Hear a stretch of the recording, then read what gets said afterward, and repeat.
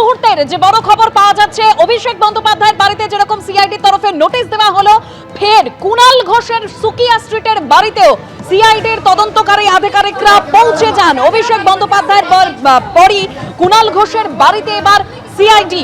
বিধানসভায় সই জালিয়াতি মামলার তদন্তে এবার কুণাল ঘোষ, বেলেঘাটার তৃণমূল বিধায়ক, তার বাড়িতে সিআইডির আধিকারিকরা তারা পৌঁছে যান।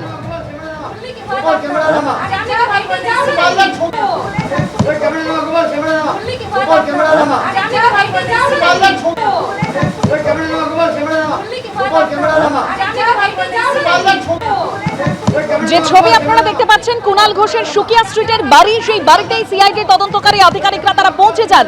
একদিকে আমরা দেখতে পেলাম অভিষেক বন্দ্যোপাধ্যায়ের কালীঘাট রোডের বাড়িতে অভিষেক বন্দ্যোপাধ্যায়ের হাতে গিয়ে সিআইডি আধিকারিকরা তারা নোটিশ ধরালেন। বিধানসভায় সই বিতর্কের সই জালিয়াতির মামলার তদন্তে এবার সুকিয়া স্ট্রিটে কুণাল ঘোষের বাড়িতে পৌঁছে গেল সিআইডি।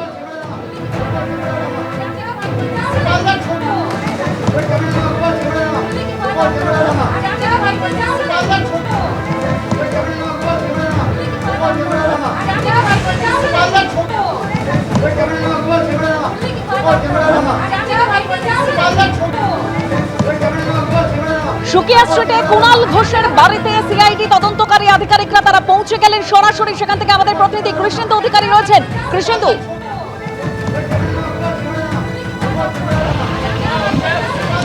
একদমই তাই। অভিষেক বন্দ্যোপাধ্যায়ের বাড়িতে যখন সিআইডি, ঠিক সেই সময় কুণাল ঘোষের বাড়িতেও সিআইডির একটা টিম, 4 সদস্যের টিম এসে পৌঁছে গেছে। আমরা আছি কুণাল ঘোষের বাড়িতে, সুকিয়া স্ট্রিটের এই বাড়ির 3 তলায় কুণাল ঘোষের ফ্ল্যাট, এবং সেখানে 4 জন সিআইডি আধিকারিক তারা আজকে এসে পৌঁছন। এবং যেটা জানা যাচ্ছে যে বিধায়কদের যে সই বিতর্ক বিধানসভায়, সেই সই বিতর্কেই যে সিআইডি তদন্ত চালাচ্ছে এবং একাধিক বিধায়কের কাছে যাচ্ছে, এবং সেই সূত্রেই আজকে কুণাল ঘোষের কাছে সিআইডির টিম। যে জায়গায় সিআইডির টিম এসছে, ঠিক এই জায়গাতেই খানিকক্ষণ আগে, প্রায় 1 ঘন্টা আগে অভিষেক বন্দ্যোপাধ্যায় এসেছিলেন। এই বাড়িতেই অভিষেক বন্দ্যোপাধ্যায় এসেছিলেন, এবং অভিষেক বন্দ্যোপাধ্যায় যে নির্ধারিত সময় ছিল বিকেলের দিকে, সেই বিকেলের টাইম থেকে অনেক আগে আজকে অভিষেক বন্দ্যোপাধ্যায় আজকে এখানকে একজন মৃত তৃণমূল যে কর্মী, তার পরিবারের সঙ্গে দেখা করতে, তার বাড়িতে না গিয়ে কুণাল ঘোষের বাড়িতে এসেছিলেন। ঠিক যে বাড়িতে, যে রুমে অভিষেক বন্দ্যোপাধ্যায় তার তৃণমূলের মৃত কর্মীর পরিজনদের সঙ্গে কথা বলে গেছেন, পাশে কুণাল ঘোষ ছিলেন, অভিষেক বন্দ্যোপাধ্যায় বেরিয়ে যেতেই এখানে সিআইডির টিম এসছে। এবং তুমি জানো যে একটা বিধানসভায় বিধায়কদের যে সই মিলছে না, এবং তা নিয়ে একটা বিধানসভার তরফ থেকেই অভিযোগ দায়ের করা হয়েছে হেয়ার স্ট্রিট থানায়, এবং সেই প্রেক্ষাপটেই তদন্ত শুরু করেছে সিআইডি।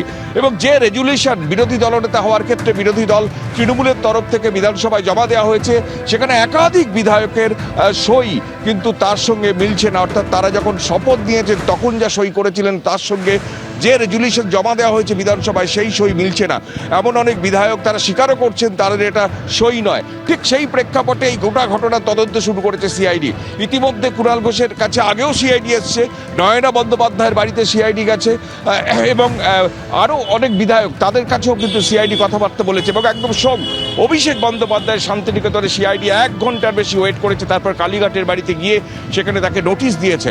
এবং তাৎপর্যপূর্ণভাবে আজকেই প্রায় ভোটে হারার 26 দিন পর অভিষেক বন্দ্যোপাধ্যায় রাস্তায় নামার কথা ছিল, এবং সোনারপুর দক্ষিণ সেখানে 3:30 যাওয়ার কথা ছিল, এবং তারপর বেলেঘাটায় আসার কথা ছিল।